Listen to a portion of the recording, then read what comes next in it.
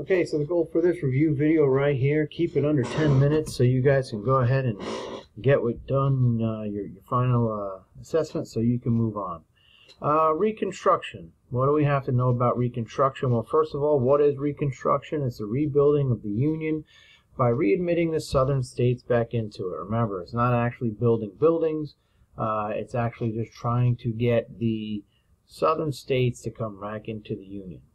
Now remember, when we're talking about Reconstruction, we had kind of three plans. We had Lincoln's plan. That was the old 10% plan.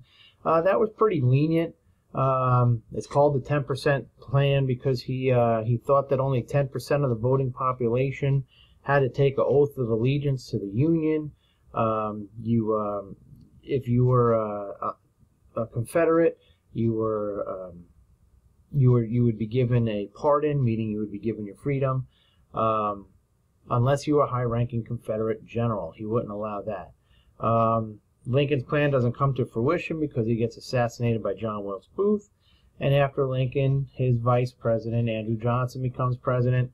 Andrew Johnson's plan was a whole lot like Abraham Lincoln's, but remember, he was a lot more lenient. He was a Confederate guy. He was born in Raleigh, North Carolina, and he was actually very lenient on everybody. All Southerners could have a pardon. He was not very much liked. The next one we have here, we have these Republican plans, the radical Republicans, these guys are called. His name is Thaddeus Stevens. He's one of the main radical Republicans to go ahead and try to get this across. They wanted to be a lot more strict than Lincoln and Johnson's plan. Okay, they wanted to have the majority of the people of the South to pledge their allegiance to the Union. They wanted civil rights to be protected. They didn't think the president should be in charge. They thought Congress should be in charge. And one way that they sit there, these radical Republicans, get a way to control Reconstruction in the South, well, that's their Military Reconstruction Act. Okay, remember, the Military Reconstruction Act is a division of the five areas in the South into different territories, military districts. You see here military district 1, 2, 3, 4, 5, and each one of these districts is controlled by a former general in the Union armies. So now the military oversees the government and voter registration to make it fair for freedmen in the South. So what happens in 1868 with Andrew Johnson, that guy right there? Well, he gets impeached. Remember, he does not actually get removed from office. He is one vote short of being removed from office. But, you know, an impeachment, just like the impeachment of President Clinton that we had, it's just a voting on knowing that the president basically broke the rules. The president broke the rules, and they voted on not necessarily removing him. He wasn't removed, but they were charges brought against Andrew Johnson that he did wrong. Okay, so next thing you want to get to is right here is what freedmen in the South were doing. Freedmen in the South, remember, they did tenant farming, they did sharecropping. This is sharecropping, a good example of sharecropping right here. The sharecroppers provided land and seed in exchange. He promises to the landowner half of his crop, but look at all these problems. Okay, so the sharecropper has to buy the food and clothing from the store, and then the sharecropper plants his harvest and moves on. The sharecropper sells. He cannot never make enough money, and he has to keep paying back the sharecropper. That's not good. A sharecropper was kind of always in debt. Okay, these are pictures right here of type of sharecroppers. The other type of freedmen, they were doing tenant farming. The tenant farming made a little bit more money than the sharecropper. They actually had more profit, because they actually owned their farming equipment. They bought their seeds. They actually rented the land themselves, so they were able to get a little bit more money. What type of people in the South? Well, during Reconstruction, you had your scalawags and your carpetbaggers. Remember, the scalawags were the former Confederates, the white Southerners who said they were Republicans, who supported Reconstruction. Carpetbaggers or not, carpetbaggers were Northerners that came down to help fill the government. So this is what they did. The scalawags and the carpetbaggers, they were ones who would take advantage of Reconstruction in the South. And one way that they took advantage is going in the government, trying to reform, do things like that.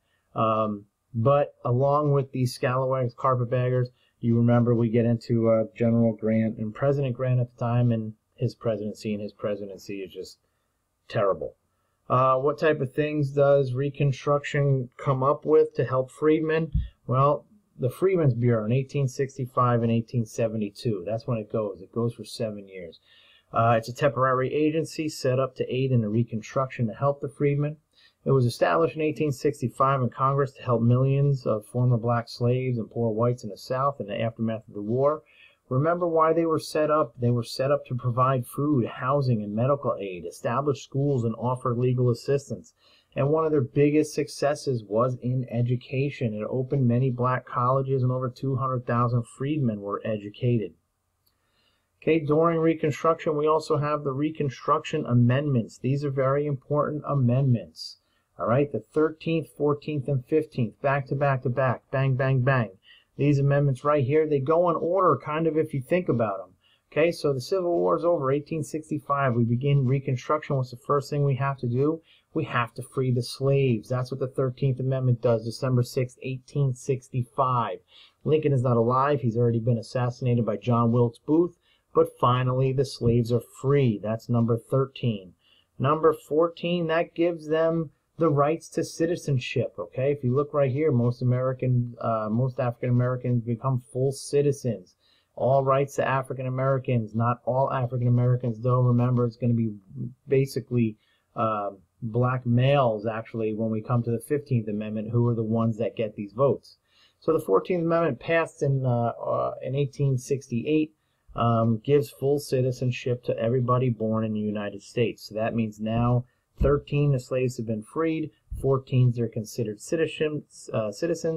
And what happens on the 15th? Well, the 15th Amendment gives them the right to vote. And remember, it's going to be black males in the South. Right? There's two sections, Section 1 and Section 2.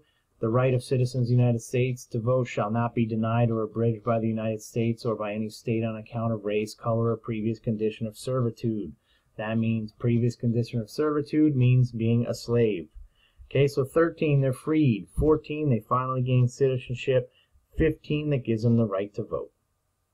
How do the Southerners react to Reconstruction? Well, we went over a couple of ways. One way that we went over is black codes, right?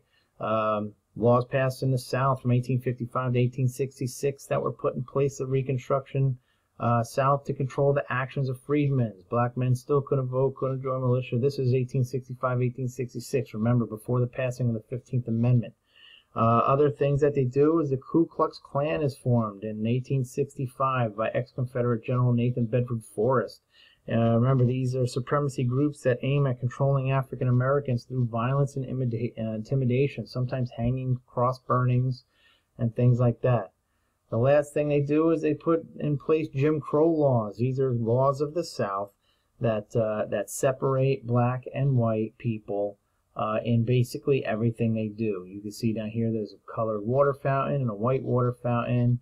All right, whites and coloreds are separate. Public swimming pool, whites only. The dining room, one is white, one is well, actually this one right here. This is where the colored people eat at that restaurant, in a dining room in a shed. So what happens in the South to try to overturn some of these laws? That's right, Plessy versus Ferguson. Okay, Homer Plessy was a 1/8 African American. He challenged the Jim Crow laws in the South. He went up on a train. He bought a ticket to ride in a train and sat in the white-only car. Well, once the conductor sees this, the conductor gets really upset, kicks Homer Plessy off. Homer Plessy gets arrested, and the case goes to the Supreme Court. And what does the Supreme Court say? And the one thing that you need to know is this was legal.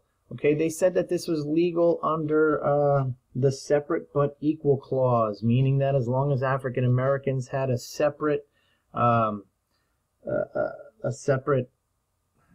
but equal, it's really separate but equal, and in this picture right here shows that it's separate but not equal. This is the white folks car right here, really nice, and this is the Jim Crow car. So basically separate but equal meant like, hey, as long as the white people had a car, the black people had a car, that's okay. It's fine, but we could see that it's not equal.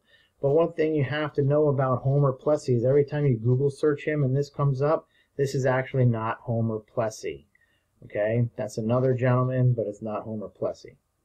And then after Andrew Johnson becomes president and Ulysses S. Grant becomes president in 1869, serves until 1877. But what do we know about Grant's presidency? Corruption, corruption, corruption, corruption, corruption. So that's what's happened during Grant's presidency. Grant was all corrupt. He has a whiskey corruption, he has a gold corruption, and this man right here, who was our #1 general, becomes one of our most corrupt presidents, and the guy that we adorn the $50 bill with. Grant, why did you do that to yourself? Okay, so how does the North feel about Reconstruction towards the end? Well, it's pretty plain and simple. Northerners were tired of Reconstruction. It lasted quite a long time. Nothing was getting accomplished. The South just kept passing Jim Crow laws and black codes and all this other stuff. They were upset that the military still had to stay in the South. They wanted their soldiers home, and well, they really couldn't afford it anymore. So the North was starting to get pretty upset at this. So what happens? This happens right here, the Compromise of 1877. This is actually the election of 1876 between Sam Tilden, the Democrat, and Rutherford B. Hayes, the Republican.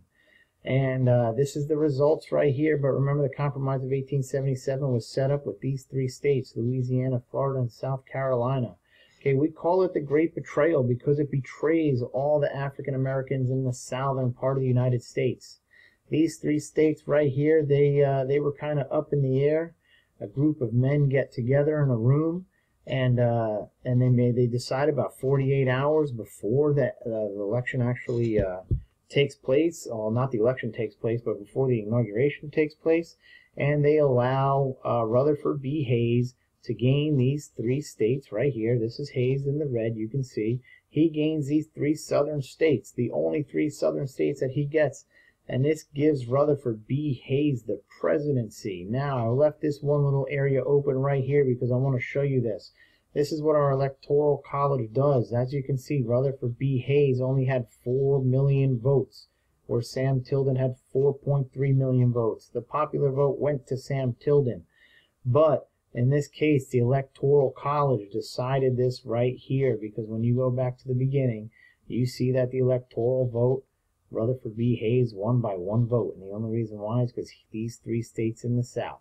And remember, why was this called the Great Betrayal? Because when we divided the South into the military districts, the military was making sure that Reconstruction was happening.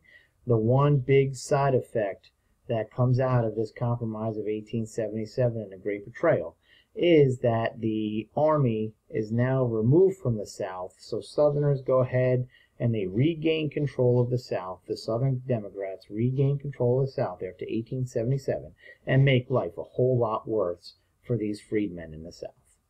Okay, so that's a quick review video. Sorry it went over 10 minutes. It's at 13. But go ahead and make sure you don't have any questions. If you don't, go ahead and take your test. If not, good luck.